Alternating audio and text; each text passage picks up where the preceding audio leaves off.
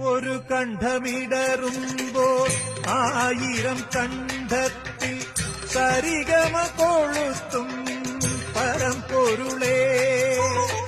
ഒരു കണ്ഠമിടറുമ്പോൾ ആയിരം കണ്ഠത്തിൽ സരിഗമ കൊളുത്തും പരമ്പൊരുളേ.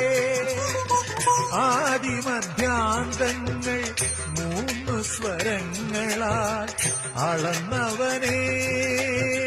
ഈ സ്വരങ്ങൾ സസരനിധനി നിഗമത ദദ്ദനമഗമ ഗമദന മദനി സരി സരി സരി ഗരി ഗമരി ഗരി ഗമദനി. ഈ സ്വരങ്ങൾ നിനക്കർച്ചനാ പുഷ്പങ്ങൾ സ്വീകരിച്ചാലും ഹരേ കൃഷ്ണ.